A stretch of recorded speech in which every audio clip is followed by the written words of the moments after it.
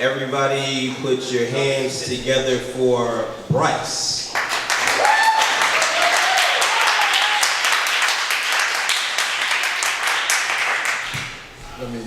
Let me adjust this a little bit. I'm kind of, I'm vertically challenged. All right. That was a strong round of applause. I'm not mad at that. Thank you. Y'all can do that again if you feel like that.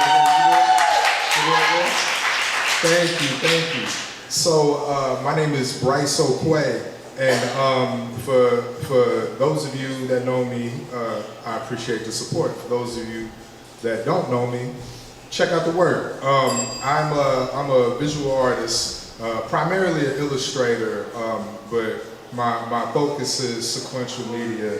So that's comics, that's animation, that's anything visual narrative. And in particular, when it comes to conversations about my artwork and anybody that's coming from my vein of artistry, right? We're street artists. We're coming from pop art backgrounds and things. So hip hop in particular is a very, very important piece of the puzzle for me. And there's a lot of artists right now, especially people within my age range and everybody younger, that was very heavily inspired and steered by hip hop culture. And now hip hop culture is pop culture. So within recognition of that, I want to have a step back just slightly, right? So I want y'all to give another round of applause because last year was the 50th anniversary of hip hop. So let's go ahead and run that up. Very, very, very important, right? So we saw a culture which is oftentimes mostly recognized as a genre of music, right? When you think of rap and hip hop, we see that actually age right in front of us in real time. Most genres are outside of the origin point of anybody that's alive, when you think about it. So within that, so looking at pop culture, hip hop culture, one of the things that was unsung throughout all of the conversations was visual arts. So in hip hop culture, how many of us kind of know the different elements within hip hop? Anybody that is not Tony, can you answer the question? So anybody want to raise their hands? No? All right, so we've got the MC, we've got the DJ, we've got the B-boy, and then we've usually got the graffiti artists. We've got the tagger, right? So these elements of hip hop were massively, massively important. And then as time has gone on, we've kind of forgot some of those other elements. So today, I want to make sure that we kind of speak on visual arts within hip hop, and then elevating visual arts within pop culture landscape. We take it for granted because we don't know how things are made. All right, I've waxed poetic. Now, as we go on, graffiti culture, right? So when you look at the slide, I don't know how many of you know about Samo, right? We talk about Jean-Michel Basquiat. So usually we think of Basquiat. For those that don't know, we think of Forever 21 with those nice shirts, right? So Jean-Michel Basquiat was probably one of the earliest celebrated visual artists coming out of hip hop culture.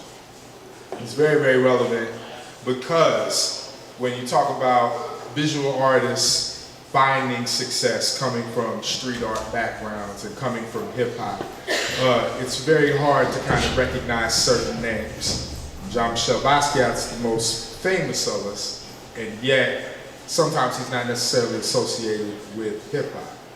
So graffiti culture in itself is something that is comparable to what you would place within the conversation of hieroglyphics, what you would say about any style of visual storytelling when it comes to a culture documenting certain things within their timeline, certain conversations within, like where do we timestamp what it is that we're experiencing.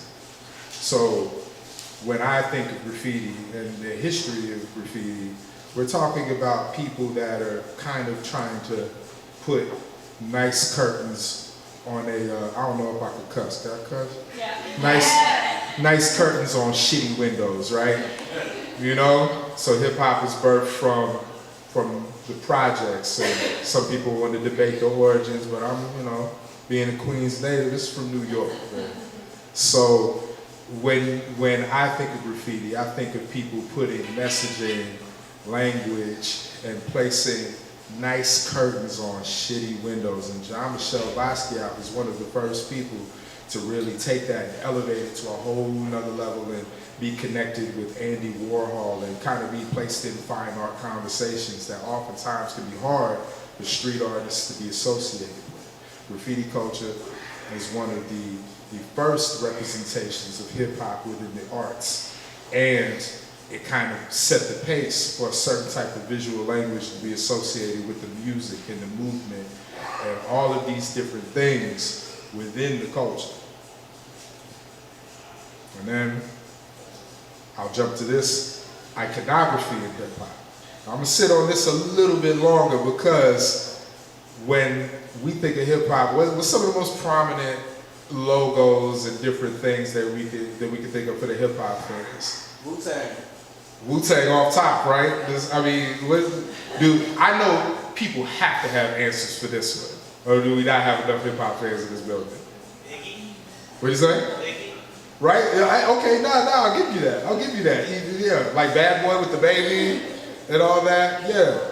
So iconography in hip hop, I think that, to go completely segue, if we went back to the conversations of graffiti culture, right? So another genre, another culture that's associated with graffiti is punk. Now punk and hip hop have its parallels, and the parallels come from the expression of culture and cultural critique, right? So punk does that, hip hop does that, and they're both known for very, very specific iconography. When you can start placing iconography, logos, those types of things onto bands, movements, anything like that, that's base level marketing. Not because they didn't do these things because they were necessarily trying to immediately run up sales, as much as they were trying to make sure that there was some sort of visual stamp with the messaging that was being, distributed. So when you saw the Wu-Tang symbol wasn't necessarily meant for you to run and buy a Wu-Tang shirt. It was meant for you to recognize when you heard this specific sound or when you heard these specific messages, you thought of that logo, or when you saw that logo, you thought of them. Or like if we use Biggie and the Bad Boy logo, the same type of thing. And to dive in even a little bit deeper with Wu-Tang, so iconography and hip hop at that time was very, very important when we're talking about a baby genre, right? A baby culture, something that's slowly developing off of the back of very specific messaging meant to empower people that look like myself. So when you are trying to speak power towards somebody, what separates you from anybody else on the street, right? You have to have a certain visual statement, right? You have to carry yourself in a way that makes you look important. And sometimes you have to have some sort of branding, some sort of stamp, something to where every time I see this thing, I'm going to associate it with this message, and it makes it easier for me to talk to you next time.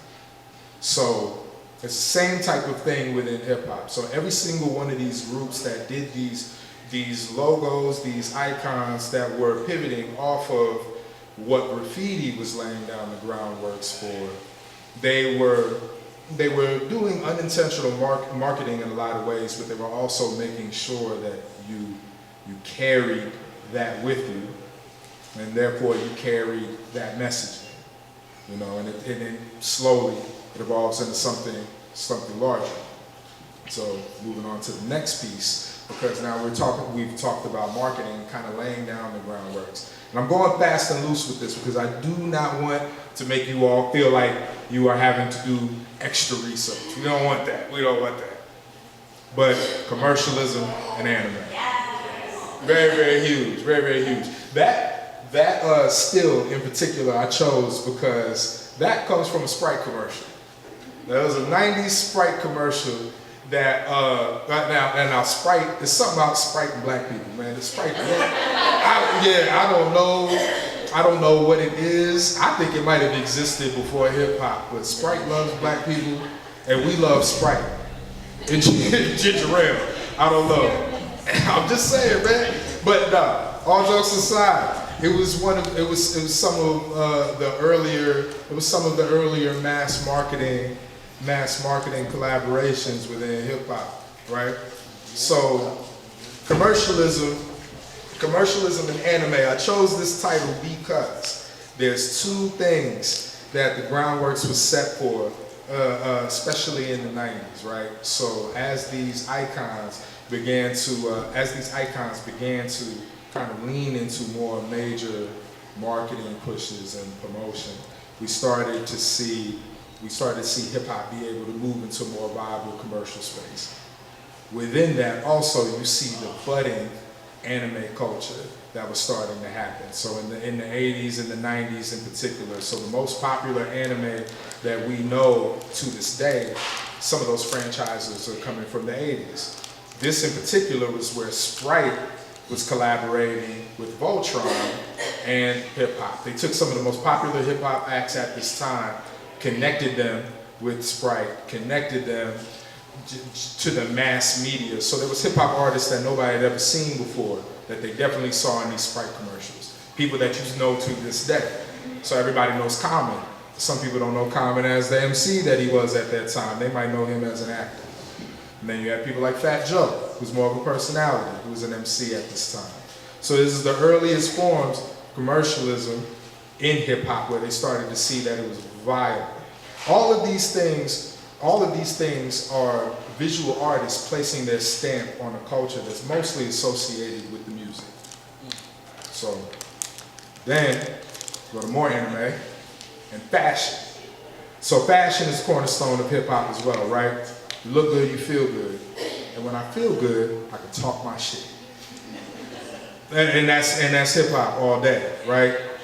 But also we're talking about the bigger push of anime culture and all of those aesthetics within hip hop. And within that, how it's leaning into fashion. Things like TUDUM that are starting to bring anime to the major, worldwide audience, but very specifically in the Western world, and also breaking some of the most popular legendary hip hop acts. So people like MF Doom that you know to this day, who had been around as Zeb Love X in the early 90s, that all of a sudden stepped into prominence. Why? Because of places like TUDUM that elevated hip hop and anime that had already been seen to connect well commercially. And if we dig back a little bit further, it was kung fu films and Chinese culture that were some of the earliest influences within hip hop culture. It's kind of a full circle. So all of these things, and that pattern in particular is a Murakami pattern. So Murakami is a major fashion designer and a Japanese artist who was the person that did one of the most iconic Kanye West covers. Kanye West also being an artist that had a very clear recognition of these things, so he connected those dots. Making homage out of the Akira movie and associating that, with Strong. Last one is TikTok. I think that speaks for itself.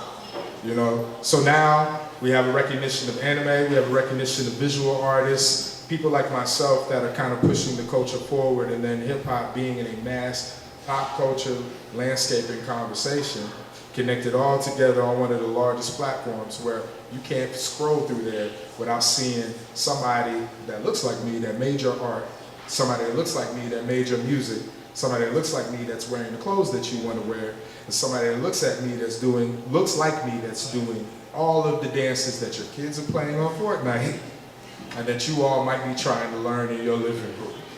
So all of this is off of the back of hip-hop culture and the visual artists that help to push these things forward. Condense that together as quickly as I could, and I appreciate you all for listening.